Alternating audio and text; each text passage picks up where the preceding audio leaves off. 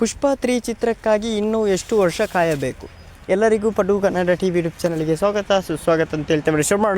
ಶುರು ಮಾಡೋಕ್ಕಿಂತ ಮೊದಲು ಯಾರೆಲ್ಲ ನಮ್ಮ ಯೂಟ್ಯೂಬ್ ಚಾನಲ್ ಮೊದಲು ನೋಡ್ತಿದ್ದೀರಿ ಅವರೆಲ್ಲ ಸಬ್ಸ್ಕ್ರೈಬ್ ಮಾಡ್ಕೊಳ್ಳಿ, ಮತ್ತಲ್ಲೇ ಪಕ್ಕದಲ್ಲಿರೋ ಬೆಲ್ಲೈಕನ್ನು ಪ್ರೆಸ್ ಮಾಡಿ.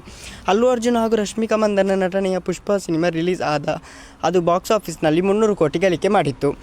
ಎರಡನೇ ಪಾರ್ಟ್ ಬರೋಬ್ಬರಿ 1700 ಕೋಟಿ ರೂಪಾಯಿ ಕಲೆಕ್ಷನ್ ಹಾಕಿದೆ.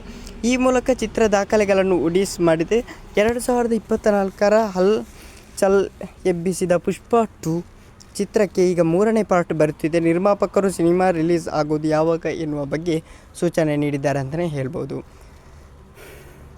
ಸಾಮಾನ್ಯ ವ್ಯಕ್ತಿಯಾದ ಪುಷ್ಪರಾಜ್ ಈಗ ರಕ್ತಚಂದನ ಕಳ್ಳ ಸಾಗಾಣಿಕೆಯಲ್ಲಿ ದೊಡ್ಡ ಡಾನ್ ಆಗಿ ಬೆಳೆದಿದ್ದಾನೆ.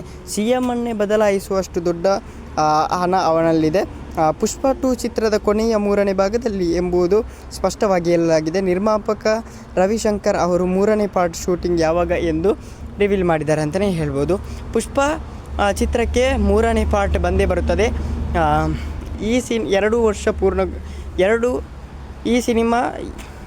ಈ ಎರಡೂ ಸಿನಿಮಾಗಳನ್ನು ಪೂರ್ಣಗೊಳಿಸಲು ಅವರಿಗೆ 2 ವರ್ಷ ಬೇಕಾಗುತ್ತದೆ.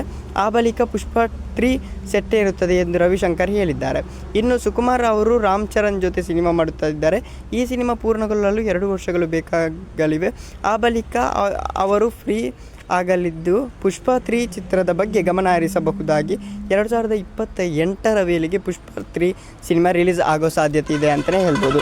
ಓಕೆ ಗೈಸ್, ಮುಂದಿನ ವಿಡಿಯೋದಲ್ಲಿ ಸಿಗೋಣ. ಅಲ್ಲಿವರೆಗೆ ಲೈಕ್, ಶೇರ್, ಸಬ್ಸ್ಕ್ರೈಬ್.